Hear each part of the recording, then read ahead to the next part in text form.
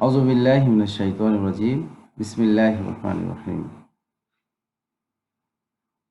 Dear students and respected guardians, at first take my salam. Assalamu alaikum. Welcome to all in our online classes.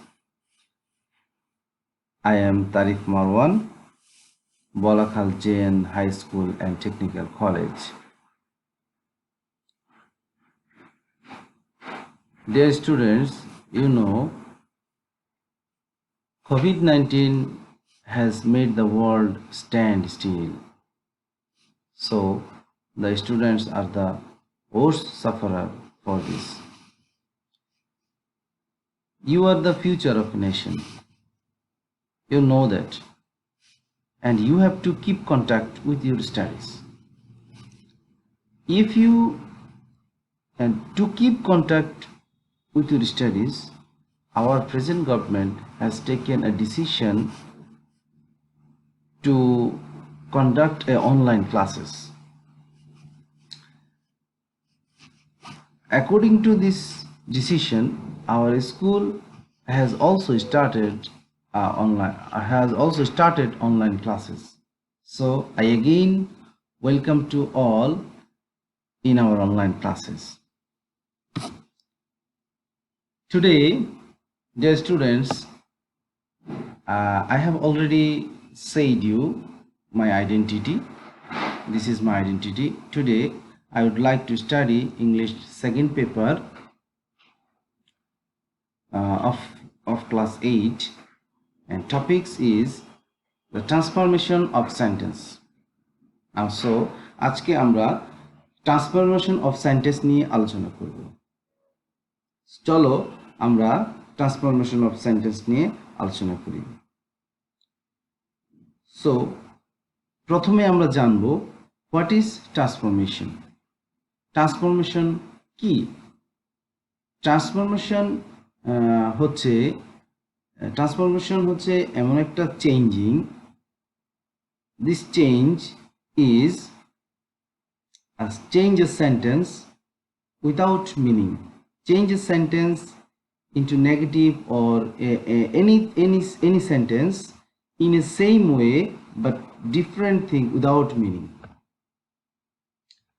So আমরা transformation of সেন্টেন্সের rule 1 টা আমরা দেখি। আজকে প্রথম রুলটা হচ্ছে কোনো অ্যাফার্মেটিভ সেন্টেন্সে if you see in affirmative sentence subject plus বিভার প্লাস অ্যাডজেক্টিভ, যদি তুমি কোনো অ্যাফার্মেটিভ সেন্টেন্সের মধ্যে সাবজেক্ট তারপর বিভার দেন অ্যাডজেক্টিভ দেখো, if you want to change this sentence into negative, so you have to follow this rules. Here is the rules. Negative subject plus বিভার plus not, you have add a new word not, because you are changing into negative. You are changing from affirmative into negative, so you have to write down not, because this is negative sentence. Negative sentence is formed, of course you have to write down not, and তারপর তুমি opposite word of the objective, ওই অবজেক্টিভের opposite ওয়ার্ডটা তোমাকে বসাতে হবে। তাহলে আমরা কি দেখতে পেলাম? তাহলে আমরা বুঝতে পারলাম সাবজেক্ট, কোনো অ্যাফার্মেটিভ সেন্টেন্সে যদি সাবজেক্ট থাকে তারপর বিভার্ব থাকে, বিভার্বগুলো আমরা ইতিমধ্যে আমাদের ক্লাসগুলোতে, পূর্বের যেই শ্রেণীকক্ষের ক্লাসগুলো হয়েছিল সেখানে আমরা অবশ্যই বিভার্বগুলো সম্পর্কে জেনেছি, অ্যাডজেক্টিভ সম্পর্কেও জেনেছি। সো সাবজেক্টের পরে যদি কোনো বিভার্ব থাকে তারপর অ্যাডজেক্টিভ থাকে, তখন আমরা যদি সেই সেন্টেন্সটাকে অ্যাফার্মেটিভ থেকে নেগেটিভ করতে যাই, তখন আমাদেরকে সাবজেক্টের জায়গায় সাবজেক্ট যেভাবে ছিল ঠিক সেভাবেই হবে, বিভার্বটাও ঠিক একই রকম ওই বিভার্বটাই বসিয়ে দিব, অ্যান্ড দেন তারপরে আমাদেরকে অবশ্যই নট বসাতে হবে, কারণ আমরা এটাকে নেগেটিভ করব। তারপর অর্থ যাতে কোনো রকম পরিবর্তন না হয় সেই জন্য আমরা অ্যাডজেক্টিভের বিপরীত ওয়ার্ডটা বসিয়ে দেব। যেমন যদি গুড থাকে তাহলে ব্যাড, যদি তোমার উইক থাকে তাহলে strong, like that this. Let's see example. আমরা একটা উদাহরণের মাধ্যমে জিনিসটা আরো পরিষ্কারভাবে বুঝে নিব। এখানে দেখো একটা এক্সাম্পল দেওয়া হয়েছে, অ্যাফার্মেটিভে আছে Rasel is an obedient student. Rasel হচ্ছে একজন বাধ্যগত ছাত্র। এখানে যদি আমরা নেগেটিভ করি, একটু লক্ষ্য করো, দেখো সাবজেক্ট এবং বিভাগ ঠিক একই রকম আছে।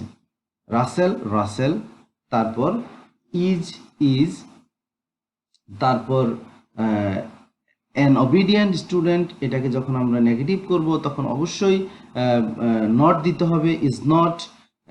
এন এর পরিবর্তে এ হয়েছে, কারণ এখানে আগের বাক্যে ভাওয়াল ছিল, এই বাক্যে ভাওয়াল নেই, এই বাক্যে বিপরীত শব্দ হওয়াতে এখানে ডিসঅবিডিয়েন্ট লিখতে হবে, এই জন্য আমাদেরকে আর্টিকেল এ বসাতে হবে। Rasel is not a disobedient student. তাহলে সুপ্রিয় শিক্ষার্থীবৃন্দ, তোমরা অবশ্যই বুঝতে পারছো, প্রথম রুলসটা বুঝতে পেরেছ আশা করি।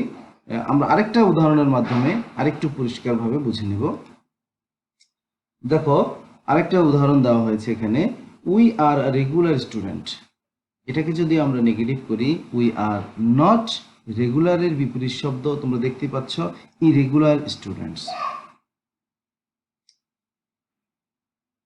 সো এখানে একটা ভুল রয়েছে শিক্ষার্থীবৃন্দ, তোমরা এখানে এচ হবে, প্লুরাল হবে, কোনো কারণে হয়তো মিস্টেকস হয়ে গেছে, তোমরা এটা এস দিয়ে নিবে, রেগুলার স্টুডেন্টস হবে এখানে, রেগুলার স্টুডেন্টস। তাহলে তোমরা অবশ্যই সুপ্রিয় শিক্ষার্থীবৃন্দ তোমরা প্রথম রুলসটা বুঝতে পেরেছ। যারা যারা খাতায় লিখে নিতে চাও লিখে নিতে পারো।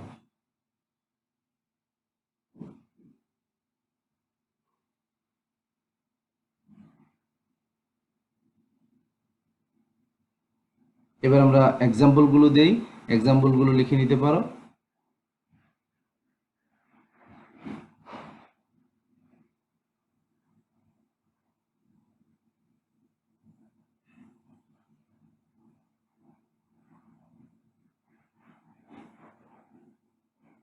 এবার আমরা রুল 2-তে আসি। রুল 2-তে যে নিয়মটা রয়েছে, যদি if you see in affirmative sentence must, যদি কোনো অ্যাফার্মেটিভ সেন্টেন্সে তুমি মাস্ট দেখো, মাস্ট থাকে, তাহলে তুমি যখন এটাকে নেগেটিভ করবে তখন তোমাকে নেগেটিভ করার সময় ওই মাস্ট এর পরিবর্তে তোমাকে ক্যান নট বাট অথবা ক্যান নট হেল্প বসাতে হবে। যদি তুমি ক্যান নট হেল্প দিয়ে চেঞ্জ নেগেটিভ বাক্য গঠন করো, তাহলে অবশ্যই ক্যান নট হেল্পের পর যে ভার্বটি বসবে, ভার্বের সাথে তোমাকে অবশ্যই আইএনজি দিতে হবে।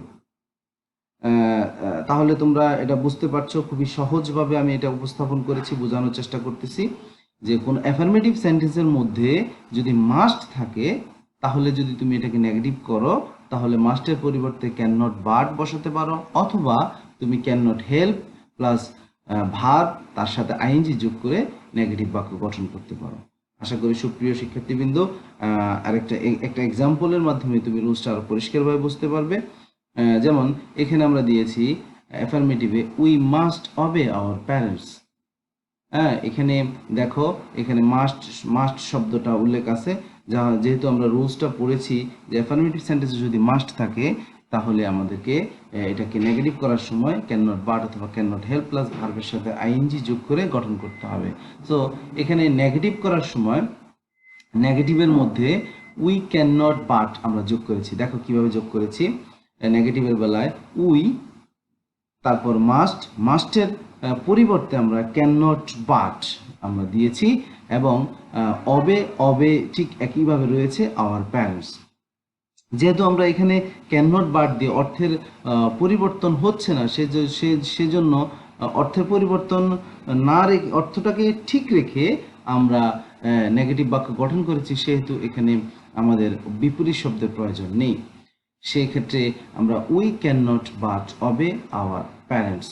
সো অথবা তুমি ক্যান নট হেল্প দিয়ে করতে পারো, যেমন এখানে উই ক্যান নট হেল্প অবেইং, অর্থাৎ তুমি ভার্বের সাথে আইএনজি যোগ করে দিতে হবে আওয়ার প্যারেন্টস। সুপ্রিয় শিক্ষার্থীবৃন্দ, আশা করি তোমরা বুঝতে পেরেছো। যারা যারা রুলসটা লিখতে চাও লিখে নিতে পারো। দেখো আরেকটা উদাহরণ এখানে রয়েছে, ইউ মাস্ট রিড রেগুলারলি। তাহলে এটাকে যদি আমরা নেগেটিভ করি, you can not help reading regularly, অর্থাৎ যদি ক্যান নট হেল্প দিয়ে করো অবশ্যই তোমাকে ভার্বের সাথে আইএনজি যোগ করতে হবে। আশা করি সুপ্রিয় শিক্ষার্থীবৃন্দ তোমরা রুল 2 দ্বিতীয় রুলসটিও বুঝতে পেরেছ। যারা যারা লিখে নিতে চাও লিখে নিতে পারো।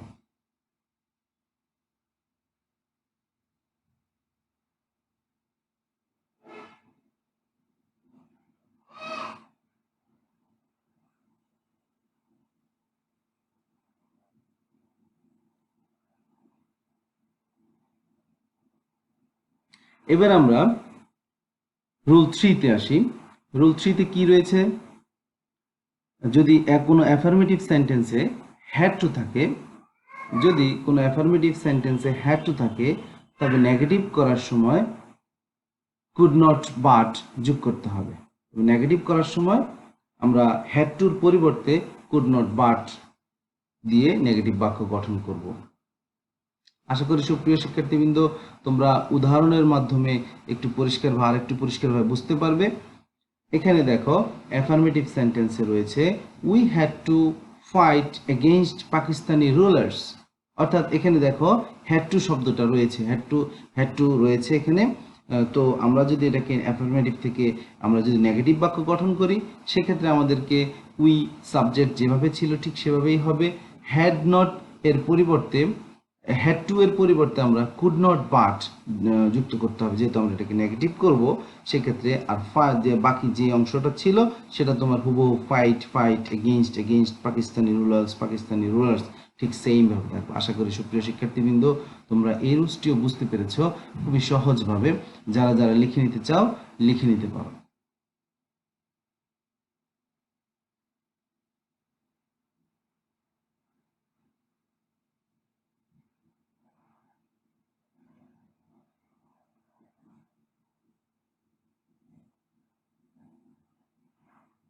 এবার আমরা রুল 4-এ আসি।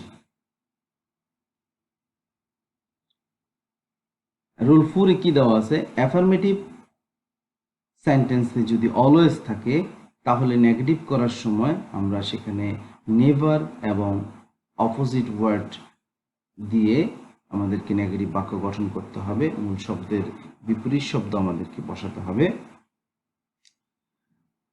খুব সহজভাবে উপস্থাপন করার চেষ্টা করছি, সুপ্রিয় শিক্ষার্থীবৃন্দ তোমরা একটু বোঝার চেষ্টা করো। আমরা এবার এক্সাম্পলের মাধ্যমে একটু পরিষ্কারভাবে বুঝবো। অ্যাফার্মেটিভে দেওয়া আছে অলওয়েজ স্পিক দ্য ট্রুথ।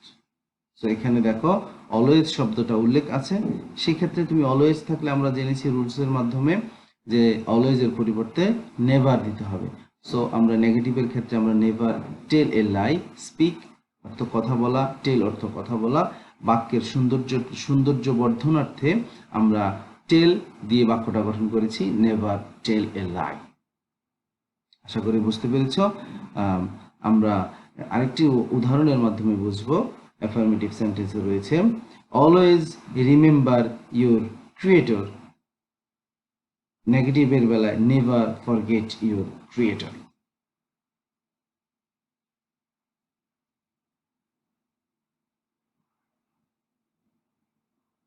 এবার আমরা রুল 5-এ আসি।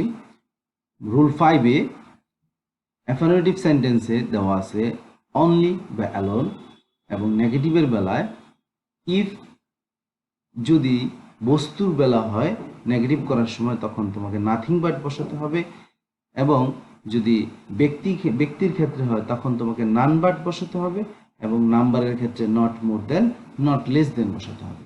আশা করি সুপ্রিয় শিক্ষার্থীবৃন্দু তোমরা বুঝতে পারছো খুব সহজেই। যদি বস্তু হয়, কোনো বস্তুকে বোঝায় তখন তুমি নাথিং বাট, ব্যক্তির ক্ষেত্রে নান বাট, এবং not more than not less than বসাতে হবে। আমরা কয়েকটা উদাহরণের মাধ্যমে বুঝবো। দেওয়া আছে only Allah can help us, none but Allah can help us. এখানে অনলির পরিবর্তে নান বাট বসেছে। আবার অ্যাফার্মেটিভ আরেকটা সেন্টেন্সের মাধ্যমে আমরা দেখতে পাচ্ছি he drinks only tea, he drinks nothing but a tea, এবং he is only ten, he is not. Affirmative, he is only 10. নেগেটিভে he is not more than 10 অথবা he is not less than 10। তাহলে সুপ্রিয় শিক্ষার্থীবৃন্দ, আমরা আবার একটু দেখি। অনলি আল্লাহ, এখানে আল্লাহকে ব্যক্তি হিসেবে আমরা সম্বোধন করেছি। এখানে আল্লাহ দ্বারা অনলি আল্লাহ হয়েছে, এই জন্য আমরা ব্যক্তি হিসেবে আমরা নান বাট বসিয়েছি। সেক্ষেত্রে নান বাট আল্লাহ ক্যান হেল্প আস, যদিও আল্লাহ এক, অদ্বিতীয়, তার সমতুল্য কিছু নেই। অ্যাফার্মেটিভ, আরেকটা সেন্টেন্সে হি ড্রিঙ্কস অনলি টি, এখানে আমরা লক্ষ্য করছি অনলির পরে যে শব্দটি রয়েছে টি, সেটি একটি বস্তু হিসেবে ধরা যায়। তাহলে আমরা যদি এটাকে নেগেটিভ করি, সেক্ষেত্রে হি ড্রিঙ্কস নাথিং বাট এ টি, অর্থাৎ এখানে বস্তু হওয়াতে অনলি এর পরিবর্তে নাথিং বাট বসিয়েছি, তারপর টি বসিয়ে দিয়েছি। সুপ্রিয় শিক্ষার্থীবৃন্দ, আশা করি অবশ্যই তোমরা বুঝতে পারছো।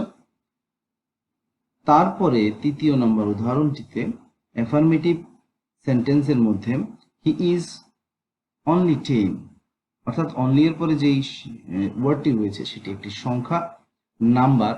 সেক্ষেত্রে আমরা যদি নেগেটিভ করি, তাহলে he is not more than 10 অথবা he is not less than 10, অর্থাৎ 10 বছরের বেশিও না, 10 বছরের কমও না। তাহলে সুপ্রিয় শিক্ষার্থীবৃন্দ, অবশ্যই তোমরা আশা করি বুঝতে পারছো। সবাই তোমরা একটু খাতায় লিখে নাও। অ্যাফার্মেটিভ সেন্টেন্সে যদি অনলি বা অ্যালোন থাকে, তাহলে যদি বস্তুবাচক হয় অনলি বা অ্যালোনের পরে যে ওয়ার্ডটি থাকবে, যদি বস্তুকে ইঙ্গিত করে বা বস্তুকে বোঝায়, সেই ক্ষেত্রে আমরা নাথিং বাট লিখব। যদি ব্যক্তিকে বোঝায় তাহলে আমরা নান বাট লিখব, এবং যদি কোনো সংখ্যা বা নাম্বার বোঝায় তাহলে নট মোর দেন অথবা আমরা নট লেস দেন দিয়ে করব। আশা করি সুপ্রিয় শিক্ষার্থীবৃন্দ তোমরা সকলেই বুঝতে পারছো। গ্রামার এমন একটা বিষয় যেটা খুব বেশি প্র্যাকটিস করতে হয়। If you want to expert in grammar, grammatical topics, grammar, or specifically right form of verb, you have to practice more and more. You have to practice more and more. If you practice more and more, you will able to best perform in the exam hall.